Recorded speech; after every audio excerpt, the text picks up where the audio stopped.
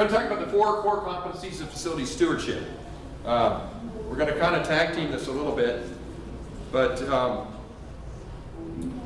why would you want to know the condition of your facility?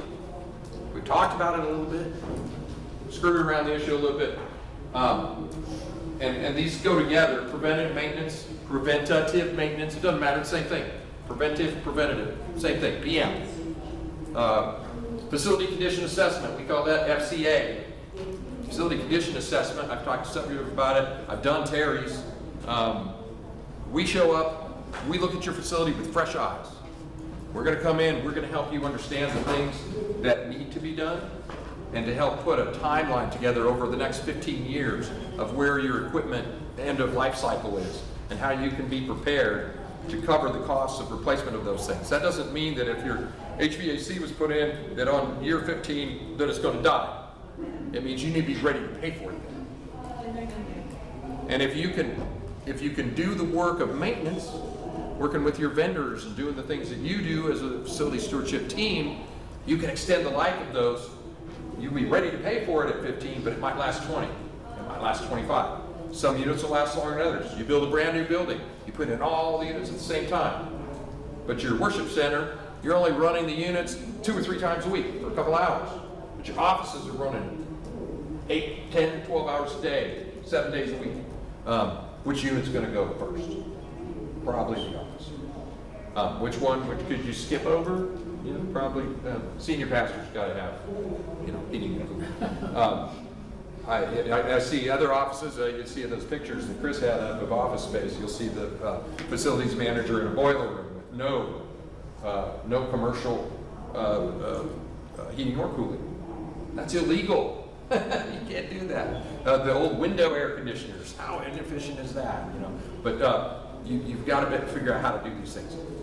If you're replacing half dozen rooftop units, sometimes it's better to replace them at one time because you're only going to pay one mobilization and crane fee. When you realize you're replacing a 30 or 50 ton unit, the cost of just removing it and putting a new one on is pretty astronomical.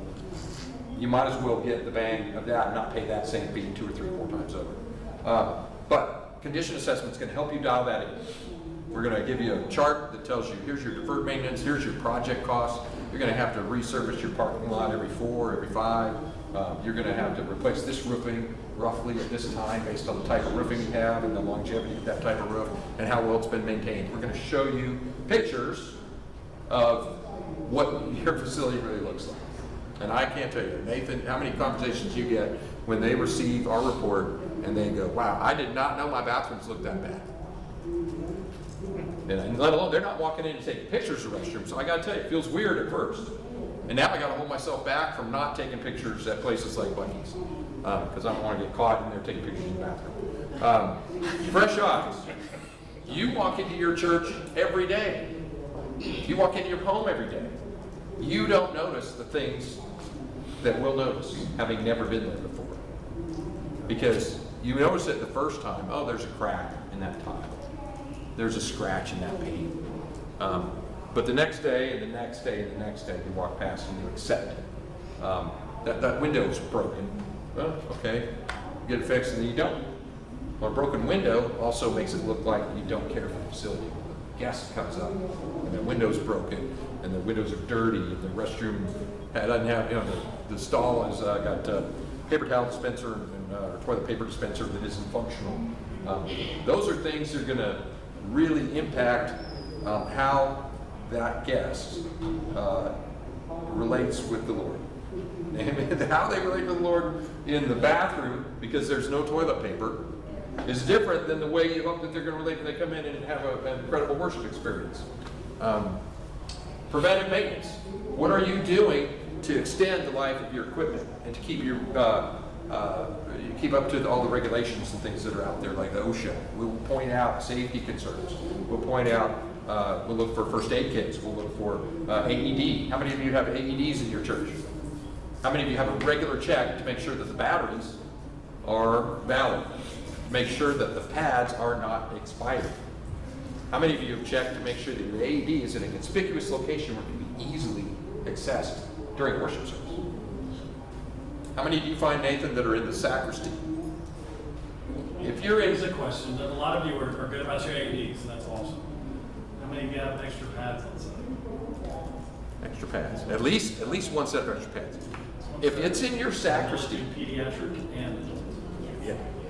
If it's in your sacristy, here's my take. I want to honor and respect the people in the church.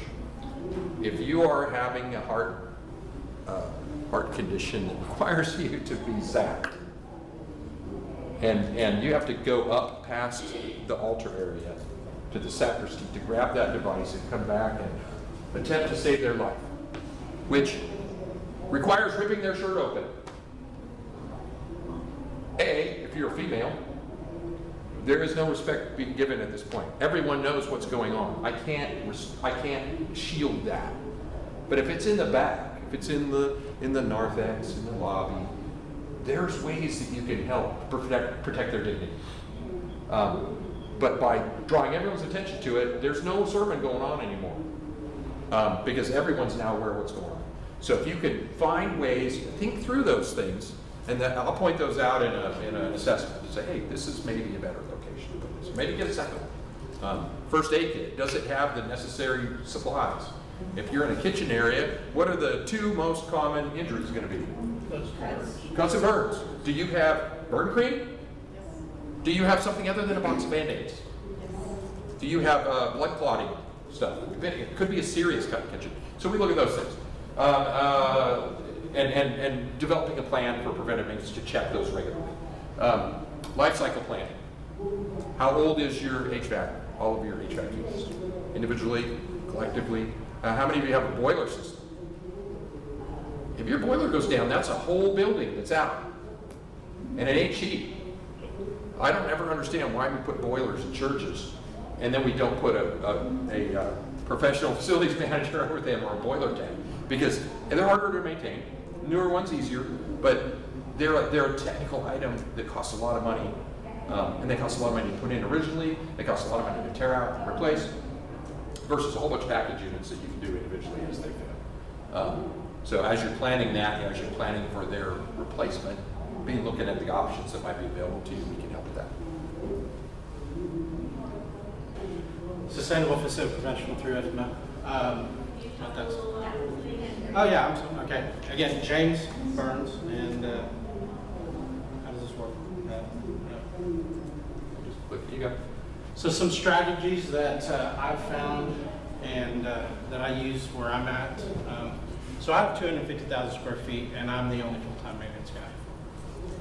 I have 2 schools that operate out of my facility as well, with 2 part-time guys that I've been, and that's part of the ministry stuff that we were talking earlier today. That I kind of, when a group graduates from the local high school, I see if I have a position open, I try to fill it by using them, and then I pour myself into them and teach them just life lessons and slap them around a little bit as well. But that's what I'm allowed right now. So that's kind of, so to offset a lot of that, the first thing I always tell people is if you don't know what a CMMS is, and it's computer maintenance managing software, then you need to get one. As we're here sitting with Smart Church Solution, their eSpace is one of the best I've come to find. There's others out there, you don't have to use them, but I like them because of just how user-friendly it is for me. We are pretty awesome.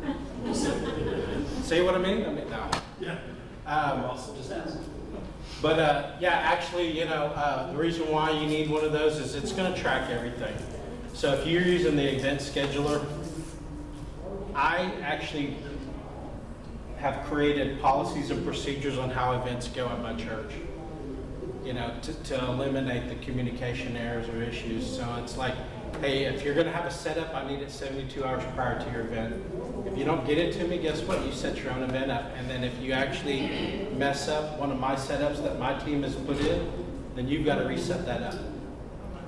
Just policies like that will help, your team as facility team, go through things. Then I've automated my HVAC into my scheduler. If you haven't done that, man, that saves me about 12 hours a week not programming thermostats. You enter it into event scheduler, and it automatically tells, you know, my HVAC what and I've got 70 units. So, and of course, if you are using eSpace, they are doing the floor plans, which they are doing a floor plans, which is I haven't got to play with, but I'm excited about it. And if you're able to, you know, take and drop in your setups into that, and it's automatically in there. So another way what I do is I have the event scheduler create work orders automatically. So then I take that every morning and I assign those to my custodial staff, you know, or if it's a maintenance issue, assign those, and I'm able to track what's going on, everything from how much money I've spent on the work order to just, you know, if somebody says, well, my setup wasn't set up, I can say, well, my custodian said he set it up, and it dates and stamps what time they did that at. So like you guys were talking earlier about like setup times and stuff like that, in your policies and procedures, create that in there as well, you know. And of course, like we were talking about, you know, Pat alluded on the preventative maintenance on the work order management. I have pretty much anything I can think of, and it's everything from like getting on my roof, you know, once, or at least twice a year, once a year, to quarterly HVAC preventative maintenance, to my AEDs he was talking about. I've got a monthly stuff like that. So just being able to do that to remind myself, but also tracking that stuff. And then, like I said, inventory control and budgeting. You know, it's going to automatically, instead of me having to go physically and check, hey, am I out of lights? You know, am I out of flush valves?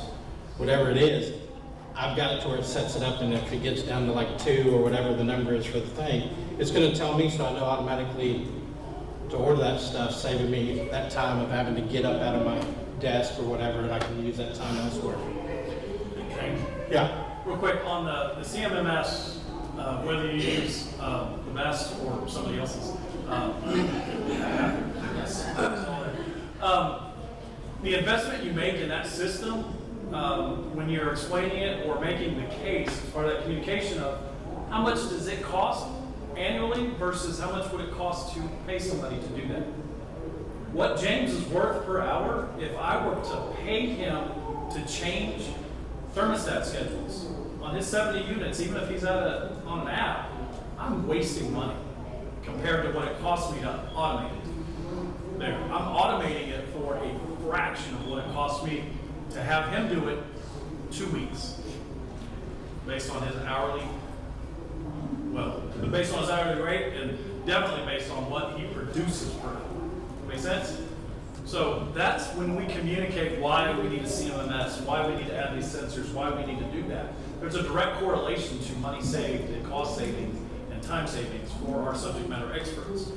I need, and the churches need, folks like James taking care of the stuff that only they can take care of.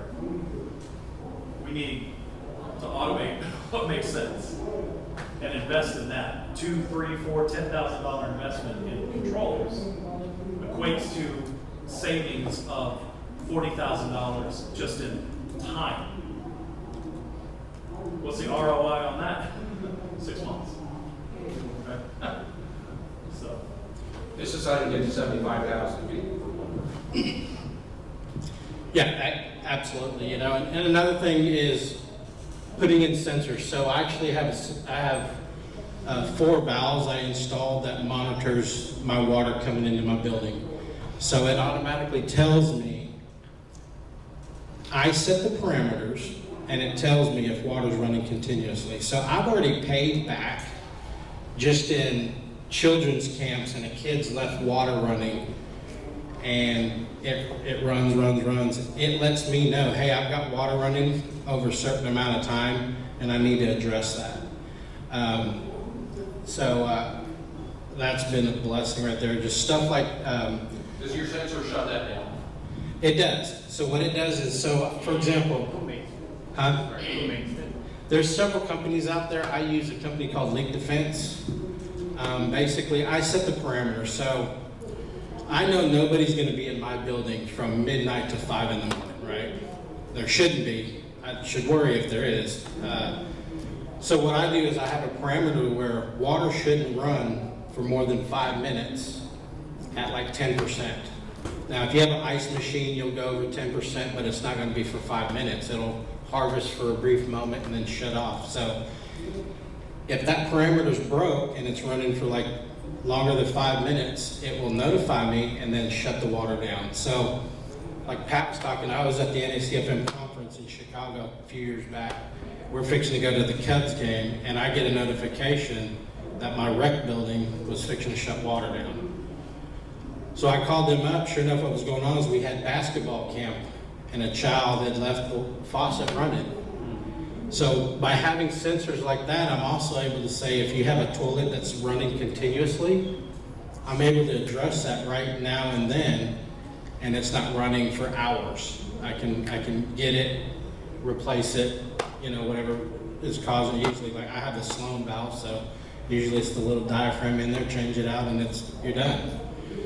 So just having sensors that monitor certain things can go a long way, save you time. For example, I'm not having to get up and walk and check every bathroom every day to see if nobody really does that, right? So, but if you are doing those type of things, that's a time saver. And then remote monitoring and controlling, and that goes with, you guys have access control at your place? That's where you're able to monitor who's coming in and who's going out. It's also a great security measure, especially if you're doing more than just a church. If you got schools, stuff like that, you can actually monitor who's coming in because you have the control of who you allow access that way, or buzz them in as well. Of course, you're like, I can pull up on my phone and see what's going on at my building right now, and just flip through my cameras, that type of stuff. And then HVAC, like he was saying, not that the automated system isn't perfect, but I always have those few pastors that, for whatever reasons, they think they're above like booking the room out. So I'll get the call, like when I'm here saying, hey, I'm in, like last night I got the call, hey, we've got a meeting in the meeting room. It's like, well, you didn't put it in E-Space. That's why you don't have AC. And I'm in Texas, so when it's 110 outside and you don't have AC, it gets very uncomfortable. But I was able to turn the HVAC system on here, and they had air, and override the system.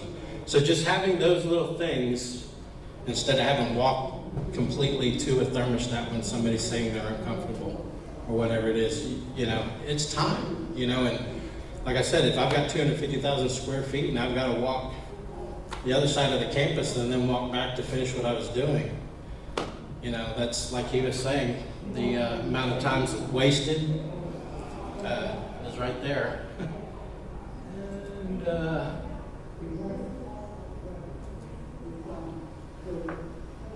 why isn't this working, Pat? Oh, there it is. All right. And then more automation robotics. Like there's flooring equipment out there and other equipment that I'm sure you've seen, the Roombas and those things. But they even have carpet extracting machines to auto scrubbers that are now like, of course they're expensive, but like you can tell it to go do like 30,000 square foot room on its own, and instead of you having a person there on a machine all day long, it does it itself, So there's those type of ways. I don't use them, can't afford them, but they're there. And then everybody's been talking about outsourcing. When you do outsource, one of the biggest thing is they're going to have the right equipment a lot of times that a church can afford this or that, like depending on how much plumbing equipment, it might be better to hire them to come in and do whatever it is you've got going on. Because what that eventually rolls down to, and I had a hard time learning this because I'm thinking, hey, I need to save the church money because I need to do the work. But then my boss said, well, how many projects can you do when it takes you probably half a day to do whatever it is you're doing right now? How many other projects could you have done for me? Or could I have just called the plumber in and he'd done it and I get the other 10 projects done? You know, so utilizing your vendors in a way that allows you to do the other 10 projects is very valuable. And that goes back to knowing the right time to outsource. Volunteers, I'm not a big fan of volunteers because it seems like I always have to go back and redo what they do. We talked about painting a while ago, and it's like, everybody says they're a painter and knows how to paint, but when you look at it and you're like, well, half of my paint's on the floor, thank you very much. But know the projects that you know volunteers can do, right? Maybe it is a room setup, bringing them in. Maybe it is cleaning up after certain things, and utilizing. But the main thing I always tell people about using volunteers, make sure you train them. If they're on a ladder, make sure they're safety trained on a ladder by you guys. And Pat probably knows, and maybe you do, but a buddy of ours down in the Houston area, Rogers, I can't remember his first name, but he asked a volunteer to do take down Christmas lights that were 30 feet in the air on an extension ladder. Well, he was a volunteer firefighter, so you automatically assume he knows how to use a ladder, right?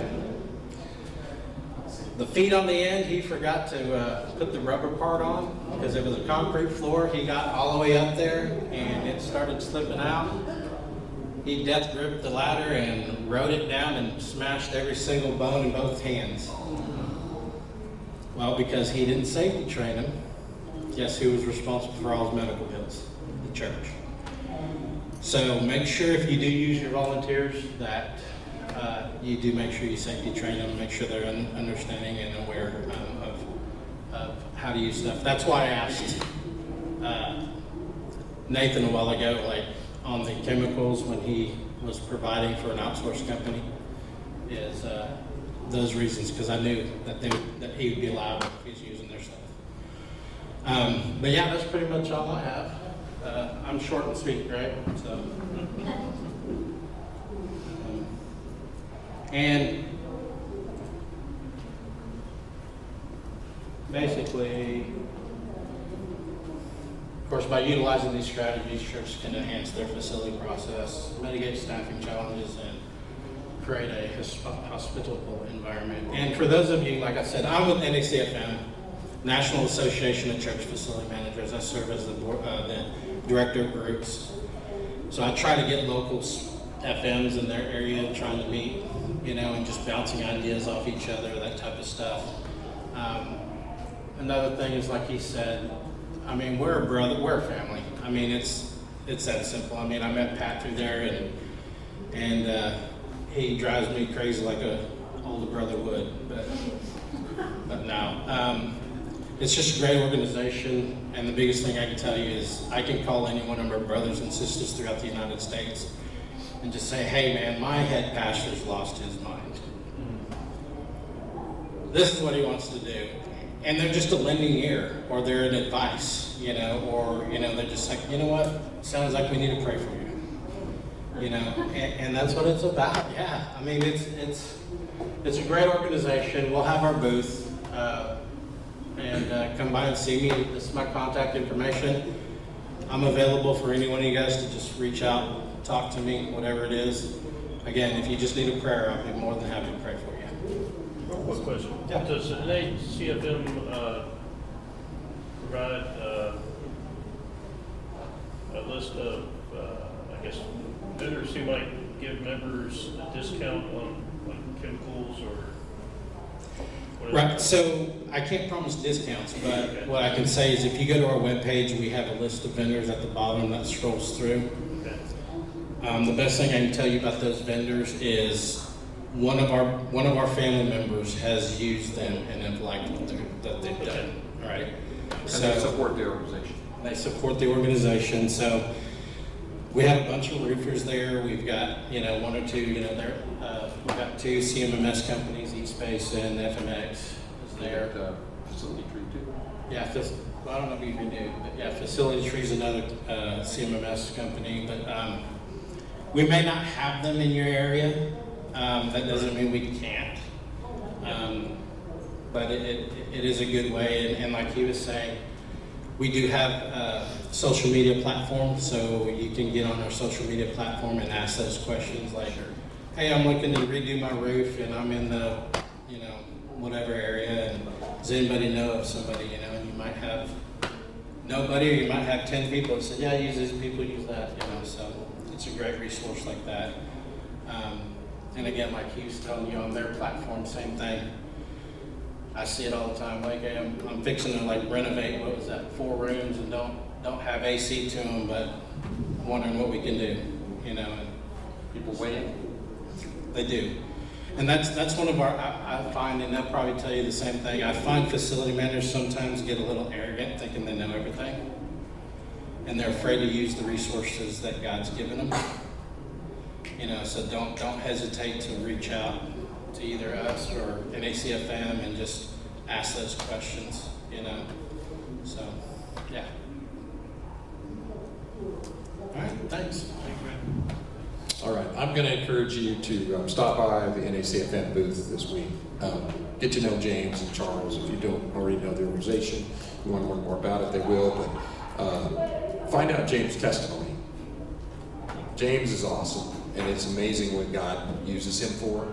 It's amazing how he came from, when we first met, 2017, and now he's serving on the board, and he's doing incredible work, and he's really trying to drive this organization to bigger and better things, and really he brings the vendors out. So when you're asking that question, James is the guy.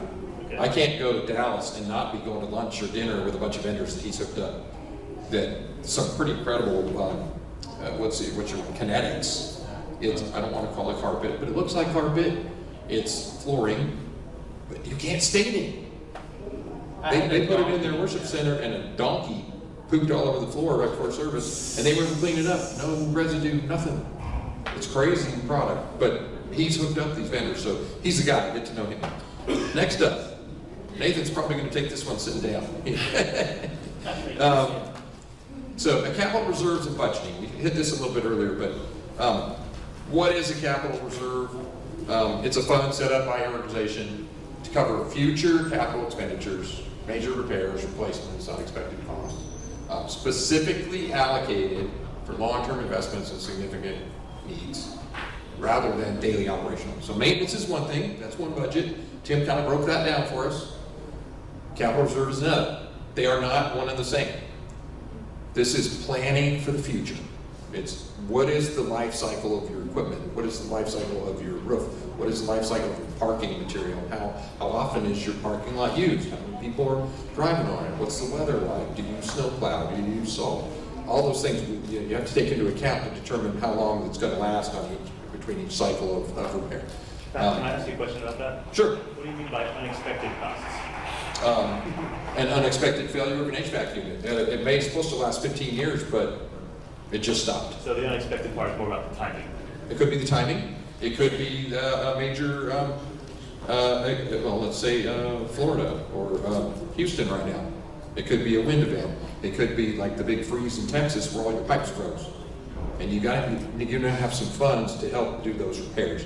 I know a gentleman that was running a roofing company in the Dallas area, and the local high school reached out to him and said, hey, we have all these busted pipes, we need to, because the school dried out, and he had the equipment to do it. And so he went in there, he agreed to do it, he got everything set up, and then the school district refused to pay his company because they were not a certified vendor that had gone through the right channels. He was being a good guy and stepped in, and he got completely hosed on this to the point where he had to fold his company. Now I saw him at a conference last month, and this is the weird part because he always went by his initials, RJ. and now his name's Walt. I don't know how that happened. I can't call you Walt when I see RJ. And but he now works for a solar company that does roofing, and he's like the vice president of the roofing division, and he's doing great. But you got to do your due diligence on some of this stuff. That was totally an unexpected thing. Nathan lived through that. You know, you never know. So what James was talking about, having the water flow sensors and stuff, being able to shut down your water when you're not there, is an incredible thing. And that also plays into the insurance factor. Your insurance company is going to like it if you have a thing that's going to shut down water on your building if it's an unexpected emergency. Save you recovery costs. Yeah, to go further with that, unexpected cost doesn't mean new project new build. Yeah. From a capital reserve standpoint. Since all of us are doing our life cycle the way we're supposed to. Right? Yeah, all of us. The reality is, if you're doing it correctly, you are setting aside more monies than you will probably need each year. Because again, you're setting aside, you're allocating a percentage, a portion each year for each piece of equipment that has life cycle. And last I checked, everything in your facility has a life cycle. Right? So even if it's a few cents a year, you should be setting that aside. The key here is long-term investment. Yeah, and the definitions become super important. Define that. We called it CARP, where I was at, Capital Asset Repair and Replacement Plan. Okay, so that did not meet the criteria if it was a new project, because that wasn't an existing capital asset that was being repaired or replaced. If it was a new asset, it came out of the CAP fund, Capital Asset Acquisition Program. And then once it was bought out of CAP, then money started getting put in CARP, and we had a lot of seeds. There is a blog that I'm Tim, and there's another book, but it's called 4 Buckets of Church Budgeting. One of those buckets, the goal is to get rid of, and that's the deferred maintenance bucket. The goal is to have all of your operational expenses, your capital reserve, capital monies that are being set aside, basically equate to zero each year. So you've got your operational, you've got your maintenance, and then you've got your capital reserves that's replacing things as they fail. I.e., we're not having deferred maintenance because everything's being replaced when it needs to be replaced because we have the money set aside to do it. Make sense? So our goal is to get to 3 buckets of budgeting. Most churches have 4. Unfortunately, this is the one that gets missed the most. People will not set aside money if they're on a shortfall on budget, which is the absolute worst thing that you could do. Well, they always tell you, always put money aside, always invest. Even if you can only afford $5, $10 a month, that's $120 a year that you set aside to then hopefully you're putting it in some sort of interest-bearing account, even if it's at 2.5%. Yeah, let's talk about that for a second. So when I say future projects, we're talking about maybe remodeling of an area, which is already your current facility. If you're building a new building, outside somewhere else, I was talking to somebody last night that's building a new structure on their property. You're fundraising that in a different way. And people will easily pay for shiny and new. To go in and say, hey, can we raise money to pay for what we failed to care for? That really doesn't have a good ring to it. It's not something that really feels like it's visionary coming from the pastor. We tried to do one like that, a facilities upkeep and repair fundraising campaign, because it snowed in Seattle, believe it or not. It happens occasionally. And when it snowed pretty heavy, and that heavy snow then super cooled along my torch down roof, which then opened up all the seams in our office area. And what happens when the seam opens in your torch down? Water flows in. And it was coming through every screw hole and seam, and we had buckets catching the water, and somebody videotaped that.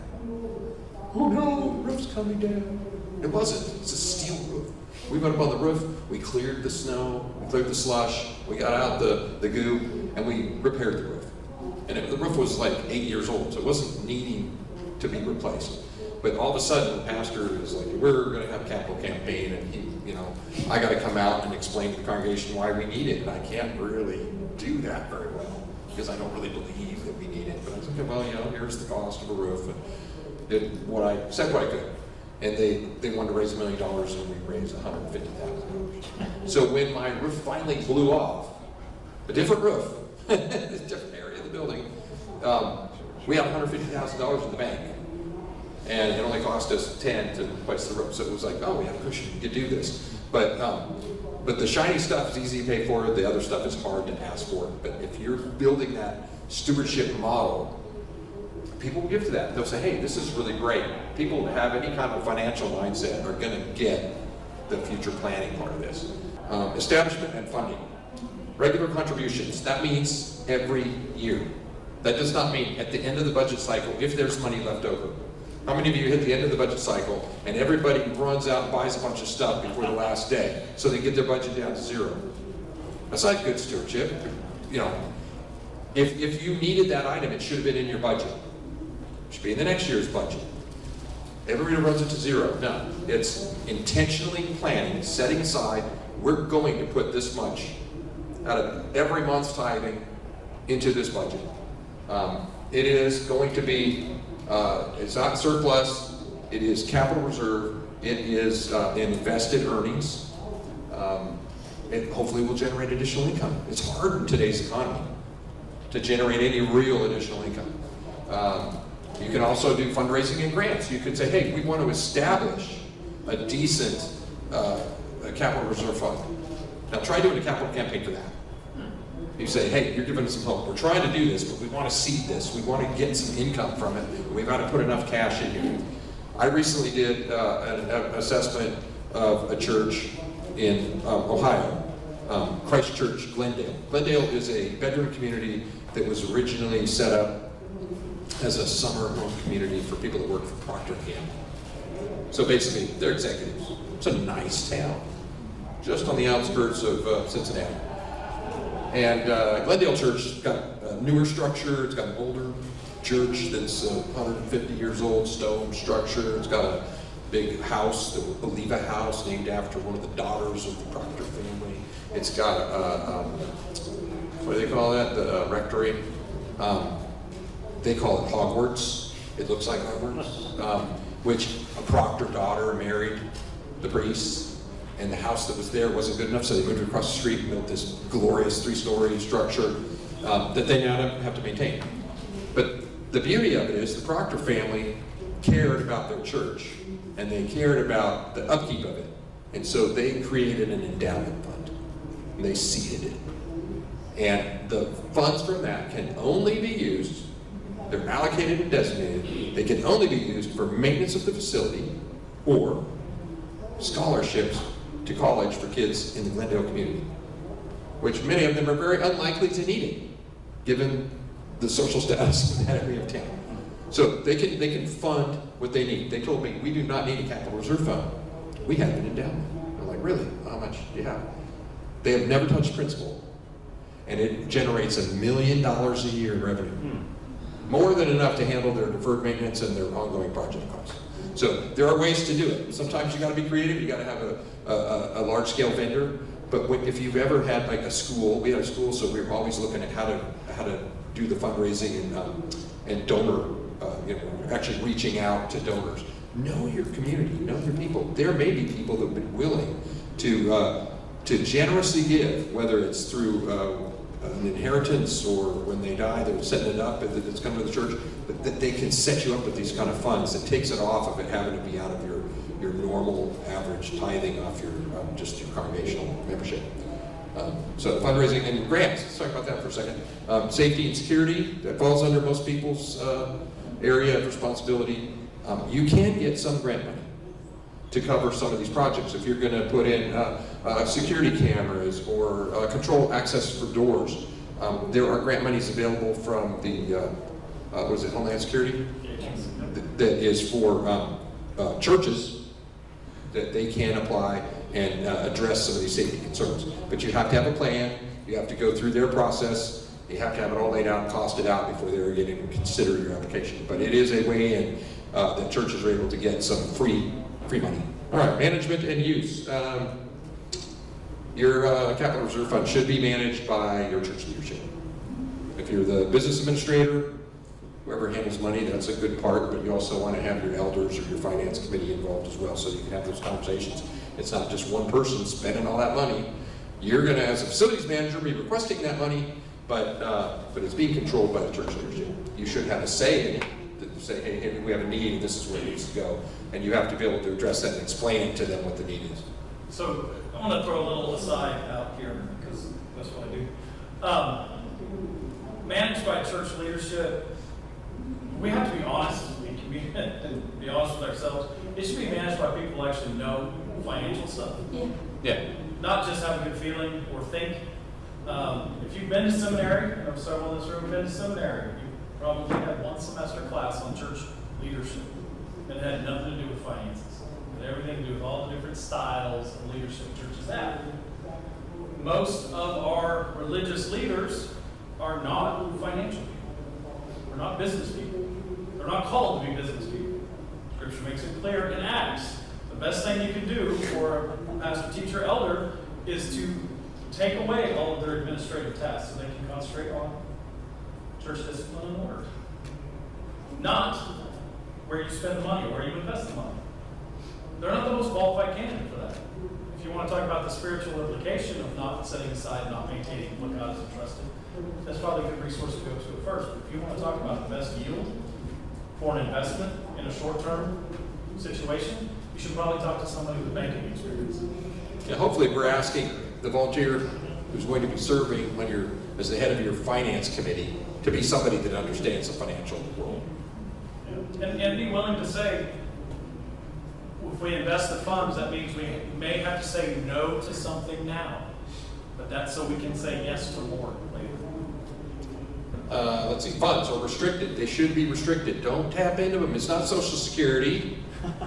It's for capital reserve planning. It is not to pay salaries. It is not to make up for somebody's lack of a better salary or, throw, hey, I really need a raise.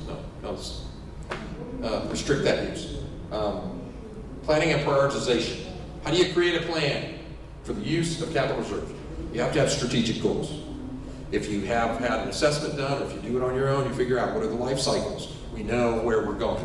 We offer a tool called the Life Cycle Calculator as part of our software suite that enables you to track that over time. And you can then enter how much are you setting aside in your capital reserve budget.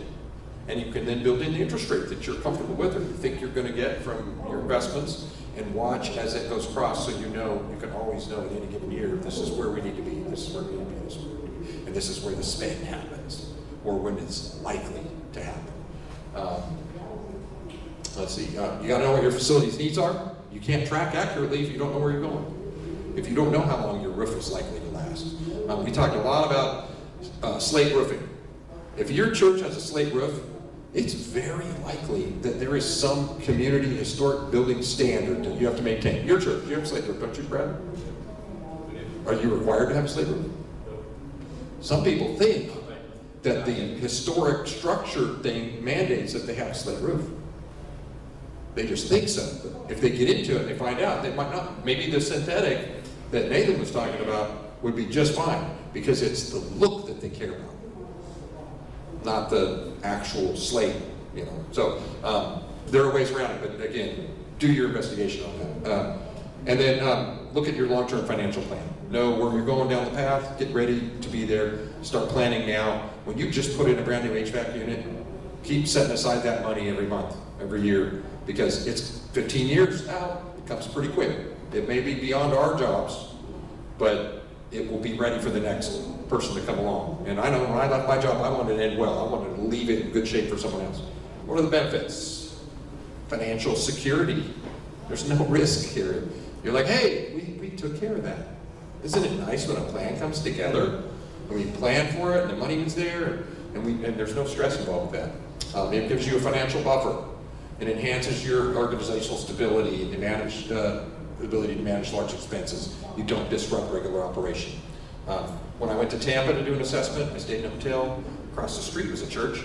Outside, they had a big rental HVAC unit and a bunch of hoses going up, and they'd have to cut holes in the roof because they got caught with HVAC that didn't work in Tampa, where it's hot. It was in a warm season, And they had to rent that equipment. It's still being rented because they can't get the equipment yet. So I don't know what their cost ultimately is going to be, but it's bad stewardship. That left them with disruptive their operation while they got the portable set up. It will be another disruption when they get the new equipment. But by doing advanced planning, you start to see as you track the repairs of your equipment that maybe now's the time to address and get this unit ordered and be ready to replace, because you see that you're spending more on it than you should. More than just your typical filter changes.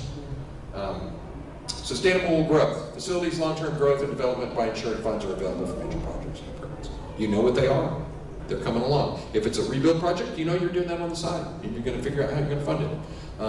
If you're into doing fundraising, or if you have a attached school, we would do things that the kids would do. So walkathon and an auction. Having a walkathon is like printing money. Kids walk, and people throw money at it. Who do they ask? Their grandparents and their neighbors. Oh, sure, I'll do that. We could have our kids do a walkathon, have fun. Parents would show up, squirt them with water guns and hoses. They had a bubble tunnel they go through, and they'd raise $290,000 in one afternoon. That ain't bad. That ain't bad. But it was always for projects that the school said, hey, we want to do this crazy thing. And we're like, well, where's that money come from? We want to build a new 15,000 square foot building.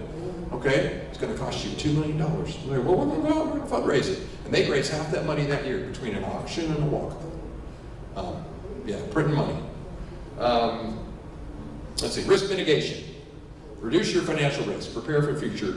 Yeah, the whole thing about wind damage, no insurance. Wow, you have the money here. You could almost, well, it's because if the roof got destroyed, you are fixing a capital need, so it's accessible. But that might help you in your quest to self-insure. You have money that's working for you, but it's also somewhat accessible when that emergency happens that you can't insure yourself. So you're mitigating some risk with that.